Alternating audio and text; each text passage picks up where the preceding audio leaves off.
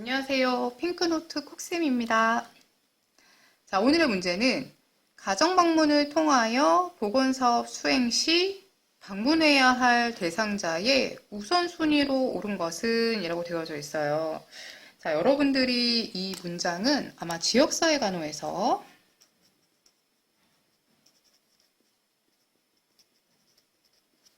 많이 보셨을 거고요. 지역사회 간호에서 이제 이야기하는 이제 기본 사업은 보통 보건소를 기준으로 해서 많이 이루어지는데, 보건소에서 하는 대표적인 사업으로 이야기되는 게 먼저 당연히 보건교육도 있고, 그 외에는 크게 클리닉이라고 하는 영유아 클리닉도 있고, 모성 클리닉도 있고, 결핵 클리닉도 있고, 다양한 클리닉이 있어요. 치매 클리닉도 있고, 이런 클리닉 활동에 대한 내용이 하나가 있고, 그 다음에 이제 나와져 있는 지역사회 간호 활동의 가장 중요한 부분이다라고 하는 방문간호라고 하는 활동이 나오게 되죠. 방문간호는 실질적으로 가정을 방문해서 어떤 상태인지를 판단을 해서 가족에게 적합한 정말 실제적인 간호를 할 수 있다라고 하는 부분에서 굉장히 많이 강조가 되고 있는 아이예요. 그래서 아주 중요한 간호 활동인데, 이 방문간호라고 하는 게 하루에 한 가구를 방문하는 게 아니라 하루에 여러 가구를 방문을 하게 돼요. 그러다 보니 예를 들어 내가 오늘 5가구를 방문을 해야 되는데 누굴 먼저 갈 것인가? 라고 하는 우선순위가 필요해요. 그래서 이 우선순위를 정할 때 기준이 있다. 그걸 지금 우리가 이야기를 하고 있는 건데요. 이 우선순위에 대한 내용으로 사실 가장 많이 이야기되는 게 아마 이 문장일 거예요. 먼저 첫 번째. 이렇게 하루에 여러 가구를 방문을 하려다 보니까 아무래도 이 방문 간호사가 감염병의 전파 매개체가 될 수가 있어요. 그러다 보니 언제나 많이 강조되는 거, 감염병 환자와 비감염병 환자가 있다. 그러면 비감염성 환자가 언제나 우선이에요. 그리고 감염성. 이렇게 되어져 있고, 여기에서 좀 더 나가자면 면역력이 낮고 감수성이 높은. 자, 감수성이 높다는 건 그만큼 병에 걸릴 가능성이 높다라고 하는 뜻이죠. 그래서 면역력이 낮고 감수성이 높은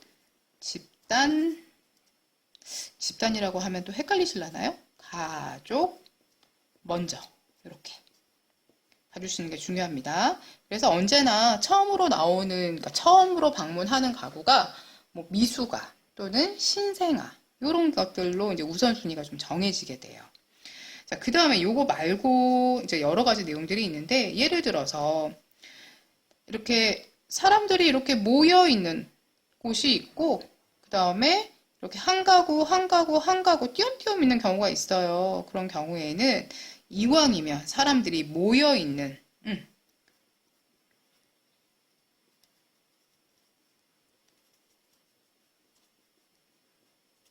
집단에서 산발적으로 분포되어져 있는 개인 위주로. 아무래도 여러 가구를 방문할 때 효율성을 따지지 않을 수가 없어요. 예를 들어 예를 들어 네, 삼동네 아니면은 어떤 농촌 지역이다 이랬을 때 지금처럼 가구가 이렇게 딱딱딱 모여 있지 않고 이 집 건너서 저 집 이렇게 있는 경우들도 있거든요.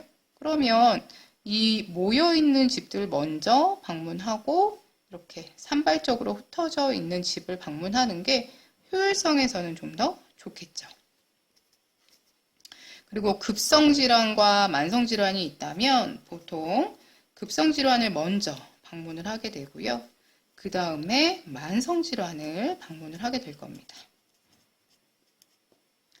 그리고 요거는 참고로, 그러니까 이런 비슷한 맥락의 문장들이 여러분들의 교과서에서 굉장히 다양하게 이제 있을 거예요. 예를 들어서 뭐 의심이 되는 사람과 문제가 있는 사람이 있다라고 하면 의심이 되는 사람을 먼저 해라. 뭐 이런 비슷한 내용들이 굉장히 많거든요. 교재에 따라서 딱 정리되어 있는 부분도 있고 비슷한 내용이 여기저기 좀 흩어져 있는 경우도 있어요. 근데 큰 맥락에서 가장 중요한 거는 어쨌든 요 감염병의 매개체가 돼서는 안 된다라고 하는 요 부분이 가장 중요하기 때문에 이 부분을 중점적으로 보시고 나머지는 눈에 그냥 이렇게 익히면서 점점 익숙해지시면 좋을 것 같아요. 나머지 네 번째는 그걸 하나하나 다 적어드리는 거는 좀 비효율적일 것 같고요. 그래서 하나하나 다 적지는 않고 마지막으로 교육 정도나 경제 상황이 좀 낮은 집단, 낮은 가구라고 할까요? 우선이다. 이렇게 되어져 있습니다.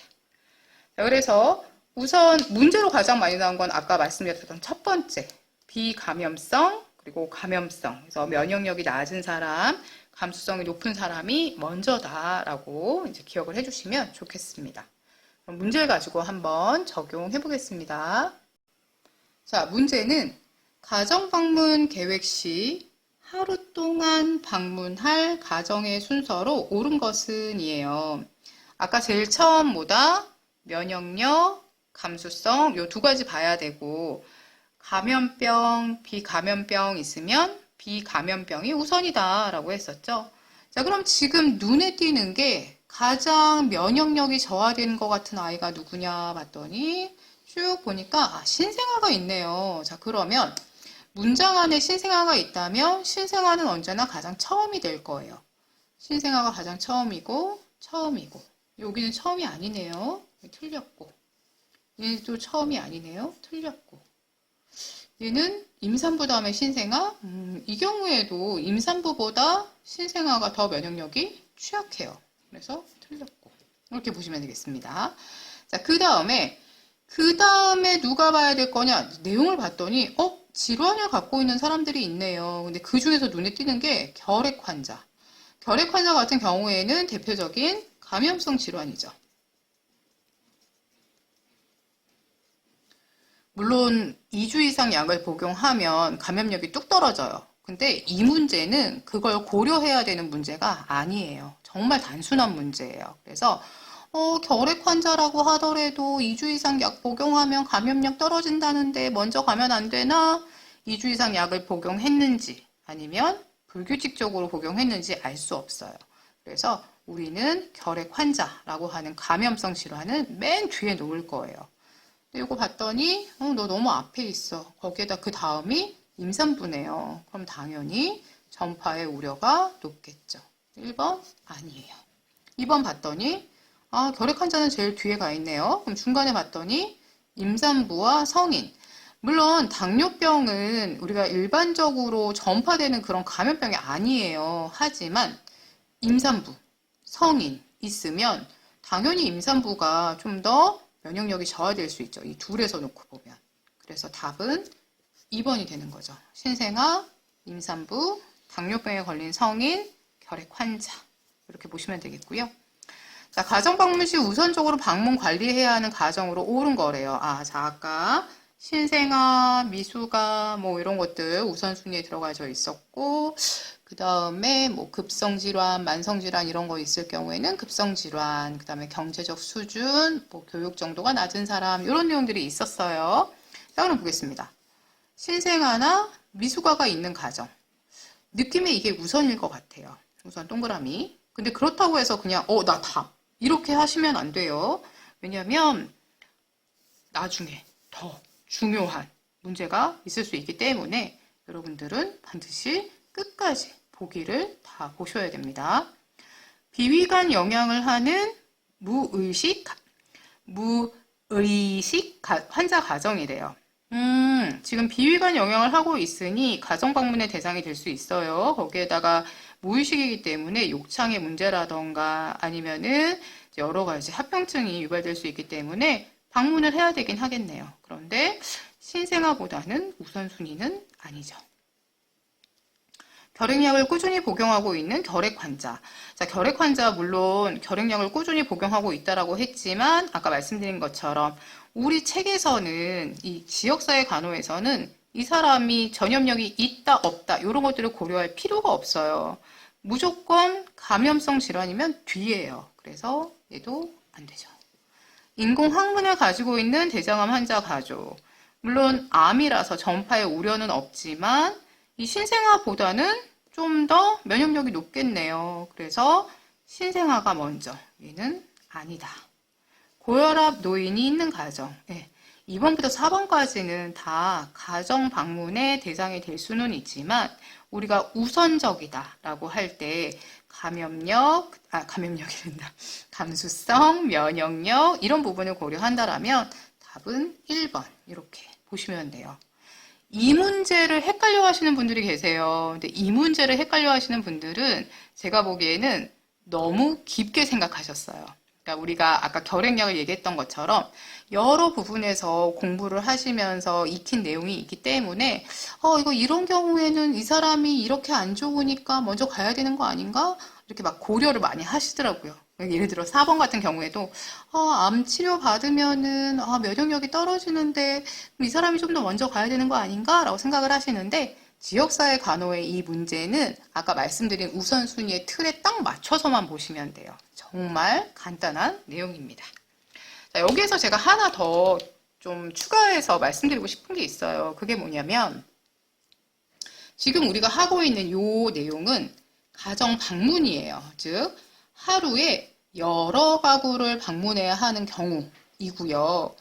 우리 지역사회 간호학에는 우선순위라는 내용이 두 종류가 나와요. 하나가 지금처럼 가정 방문의 우선순위가 있고요. 자, 이거는 참고로 보시되 헷갈리지 마세요. 지역사회 간호 사업을 계획할 때 우선순위가 있어요. 자, 이거는 뭐냐면 예를 들어 제가 A 보건소에 새로 이제 발령을 받았어요. 그래서 지역사회 간호 사업을 하고 싶은데 이 지역사회에 지금 어떤 문제가 있는지를 여러 가지 자료를 통해서 이제 확인을 하겠죠. 이 문제도 있고 이 문제도 있고 이 문제도 있는데 내가 어떤 문제를 먼저 해결하는 게 도움이 될까? 지역사회 주민들에게 도움이 될까라고 할 때 그때 이 문장을 쓰게 돼요. 즉, 이 지역사회 간호 사업을 계획한다라는 건 여러 가지 산재되어져 있는 문제 중에서 뭐를 최우선으로 해야 되느냐라고 하는 건데요. 이때에는 다수의 주민에게 영향을 미치는 문제.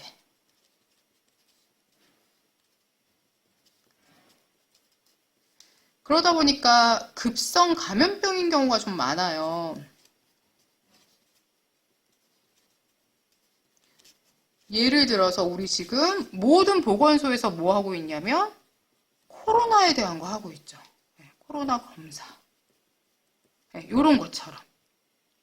그래서 지금 물론 보건소에서는 치매 진단도 했었고 예방접종도 했었고 간단한 내과 뭐 진료라던가 이런 것들을 다 하고 있었어요. 그런데 코로나라고 하는 다수의 지역 주민에게 영향을 미치는 문제가 발생하자 지금은 이 코로나를 중점적으로 해서 사업을 진행하고 있거든요. 이 문제와 이 문제는 다릅니다. 얘는 하루에 여러 가구를 방문하는 경우이고 이거는 우리 지역사회 내에 여러 문제가 산재되어 있을 때 뭐 먼저 해결할까? 그 내용이에요. 우선순위를 키워드로 잡으시면 두 가지가 헷갈리시더라고요. 왜냐면 얘도 우선순위거든요.